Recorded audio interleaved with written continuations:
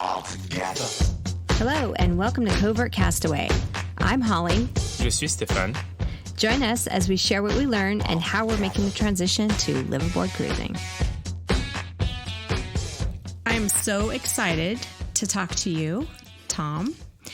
Tom is my neighbor, and we met through another neighbor and then got introduced.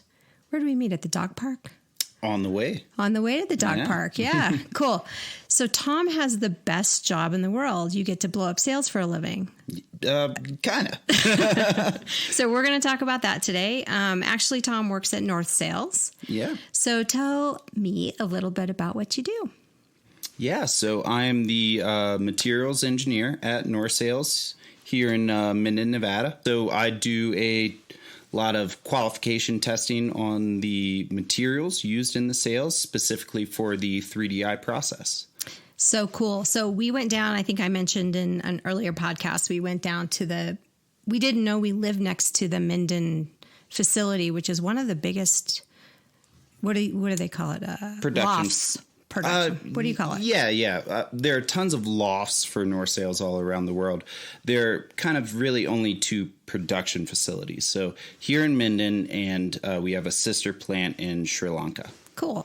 Yeah. So we went down there and we checked it out, and my mind was completely blown away how cool that facility is and all the stuff you do there, from the very beginning of actually making the materials that go into the sail. And then you have this whole like robotic thing going on. The tape heads. So cool. Yeah. And then for 3DI, you put it on the mold, I guess, on the hydraulic tables and all this stuff. So what we're hoping to do, since we bought 3DI sales, is to go down there to the facility and actually film it.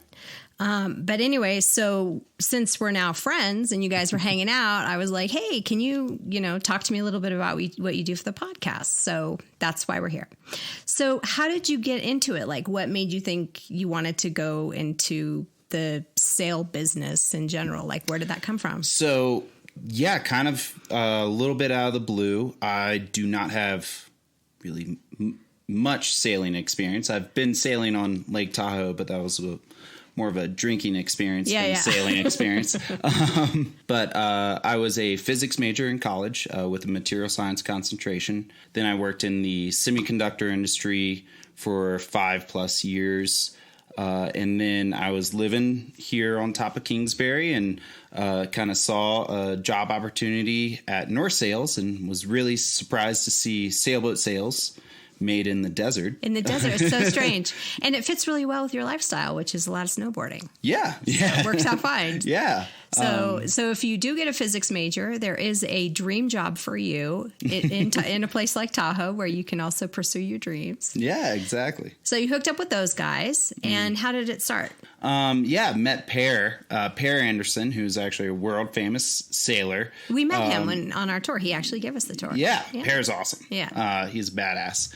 So actually met him through a mutual friend that is also from Virginia. We're originally from Virginia, and kind of knew him and ended up getting the job.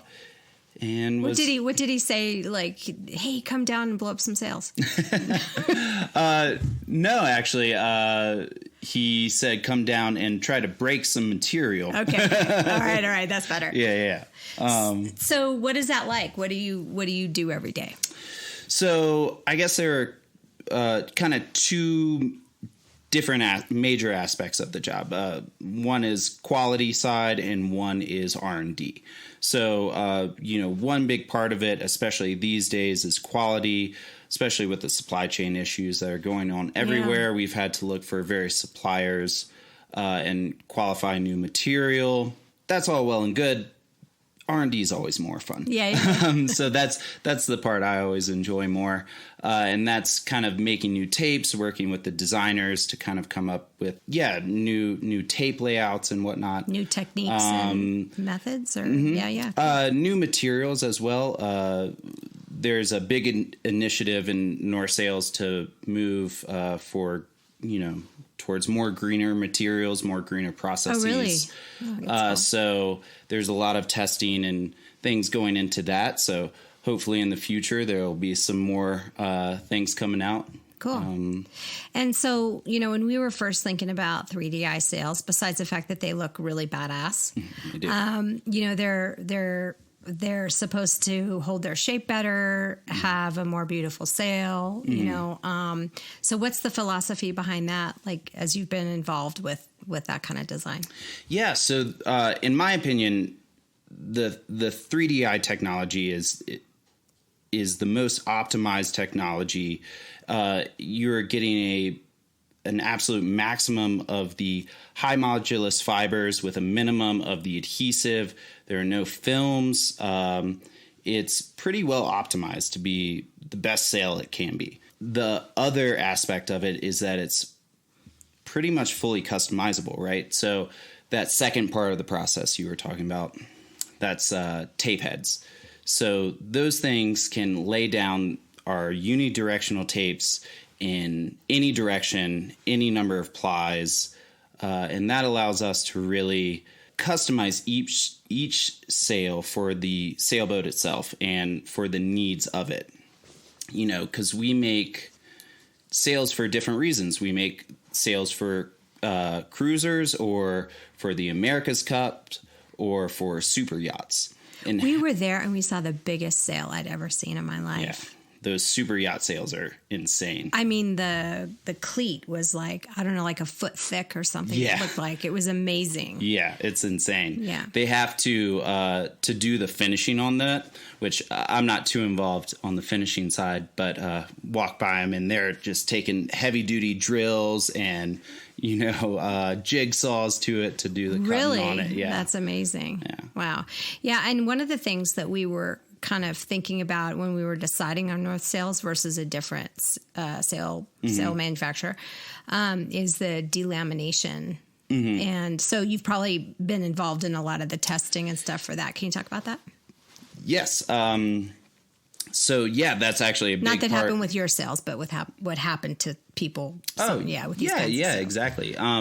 Well, I mean, that is something that we really don't want, right? That's the worst case scenario. If your sail starts delaminating, basically falling apart, it's terrible. Out in the water. Yeah. So that's where that's a lot of our testing. We do what we call peel testing for that. And we have worked with our suppliers to optimize our adhesive. And we have very strict qualification standards for that. So what do you do to test that kind of thing? So, the peel testing itself is we take this, the unidirectional tape that we were talking about, the 3DI tape, and we laminate it, and then we'll utilize a tensile testing machine. What's that? So it's a machine that basically will pull things apart or push things together and tell you the exact strength needed to do that. Okay, that's cool. So, in going through that process, they have some kind of standard or something they set for making sure everything goes out. So is that something that's done on every sail, or it's just done on the materials when you're trying to kind of develop the sail? So we don't do it on the sail itself because each sail is made custom, right? But we do it on the material as it comes out of the pregger. Okay. So it's done on the same material, but the sail itself is using that same material. So. Cool. So what are the 3DI sails made out of anyway? I know Per was telling me, blah, blah, blah, blah, and it went so fast right over my head. Just what are the different? Because I think you can pick, right? Like there's different things you can choose, or is it custom to the person buying the boat, or is it custom to the boat? That's a lot of questions I just raised. Yeah, it's I guess custom to the person buying the sail, I would say. Okay. There are several different product lines. Basically, we have 4 different fiber types. We blend those fibers for various applications.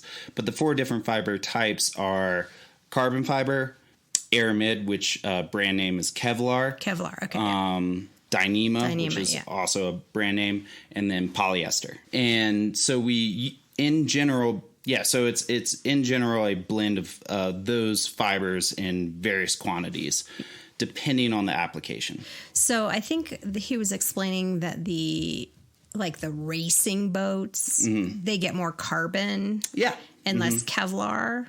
or something like that. Yeah. And yeah, so carbon is really high modulus. It can be a little heavier, but can have worse fatigue strength. So basically over time, it won't perform as well. But right off the bat, it's the best you can get. Which isn't great for cruisers. Exactly. If you want to sail, you know, in the America's Cup, they're going to use a sail how many times? Yeah. But if you're buying something for a cruiser, you're going to want it to last 2 to 5 years. I don't really know. Well, you hopefully could tell longer me. than that. Yeah, you could tell me. So they put less carbon and more Kevlar, right? Or just a mix? Kind of, yeah. It's a general blend. The Dyneema's a big factor. Dyneema's very durable, so that really helps with longevity. Mm-hmm. On the flip side, Dyneema has a shrinking tendency once it's fatigued, so it will start to lose its shape slightly. Mm-hmm. Aramid, on the other hand, is very strong, has good resilience, but can degrade in UV light more. So there are kind of some pros and cons. Yeah, there are pros and cons to each, and that's where you kind of make a balance of that. Yeah. That's kind of, I mean, it's like with boat, but anything regarding boats is always a trade-off. Mm-hmm. And that's definitely what we were learning across the board. And then with sails too, you know, you want these nice sails, but you know, you want them to be durable. Mm-hmm. So, you know. And then we have like different exteriors we can put on that. But then if you want a more durable exterior, then it's going to weigh more and right. blah, blah, and then blah. weight's a thing. Yeah. Cool. So what's it like to work at North Sails? I mean, it's just an amazing facility. Yeah, it's awesome. It's great people, you know, great community here. Do you get to meet a lot of boat cruisers and boat people, or is it us just being fanboys like hanging around? It's less than you would think. A lot of people don't make the trip out to Minden to see it done, but yeah. Cool. And then you said that you took a recent trip to Sri Lanka. Mm-hmm. That's another facility you guys have. Yeah. So how do you split the work between the different facilities? Mm-hmm. So the main difference between Sri Lanka and Minden's products are generally size. Sri Lanka will take on the somewhat smaller sails. They generally have a higher volume than Minden. So mostly the bigger boats are the bigger boats, the super yachts, the higher class racing sails are done here in Minden, versus kind of the smaller ones are done in Sri Lanka. And we had to get special permission to get our sails built here in Minden because, you know, we're a small boat. It's not that small. It looks nice. compared to like some of these big sails. I mean, I'm not joking. I don't know how big are these? I think what do you call them? Like the super yacht sails? Yeah, but what's the table that you call with the finishing floor or the molds? The molds. What do you call them? Just the molds? The molds. Okay. Mm-hmm. It's just so big. And we were there and some guy was like, would he have a heater or he was like hanging over it? Yeah, so they use it's a hang gliding bag. And what they do for that, so what we call scarf our sails together. The tape heads can make smaller panels, which are then put together on the molds and joined. Then to do that, they need to kind of get over it with a iron and kind of work out all the creases. Mm-hmm. And so they utilize a hang gliding bag, which is pretty cool to watch. So they're like hanging over it like Mission Impossible, kind of trying to. And so I think what scarfing is where you lay the tapes sort of over each other a little bit. Yeah, so they kind of taper the whole tape layout so that when it lays over, there's no variation in thickness throughout the... So can you just step us through, I mean, we're kind of jumping around in different parts of the manufacturing. Maybe can you just step us through like the biggest steps? Yeah, the main steps. Yeah, so we start out what we call our pregger process. Not a good word. No? Pre-preg? Pre-preg. Pre-preg is kind of a general composites because we consider ourselves soft composites. Okay. And pre-preg's kind of a general word that's used throughout that industry. You first start with fiber, right? Raw fiber. We use a special proprietary process to spread that fiber out. What that does is ideally make a mono layer of these very, very fine filaments that are part of that fiber. Okay, so let me translate for a minute. Yeah. So when we were there, it looked like there was these raw threads that were kind of not fully pulled out yet. Right. It was kind of like bunched up materials. Yeah. It comes in on a spool. Yeah. And then you pull them, pull them through the machine to kind of spread them out and then put them on tapes, right? Yes. Is that what you do? Okay. So that's the pre-preg or? We call it the pregger. The pregger. Okay. So that creates the tapes that you then combine together, right? Correct. So you might have one tape of this and one tape of that Kevlar and one of Dyneema. Or a mix? It's a blend in general. Okay. Each tape can be a blend of multiple fibers. Okay. And these tapes, as I understand it, they're specific to the sail. So you don't have this whole warehouse of tapes. They're actually created for, the sails that are being built. Is that roughly true? Yes, we have a general library of tapes. We can do some custom tapes, but we generally stick to, it's a pretty big library. It's 60-some different tapes that we'll make. But then that allows us to then go and use various types of tapes in the final sail. Gotcha. So the final sail could use, 10 plus types of tapes. All at the same time? Yeah. Oh, that's really cool. So these tapes kind of get put together. So the threads come out of the machine.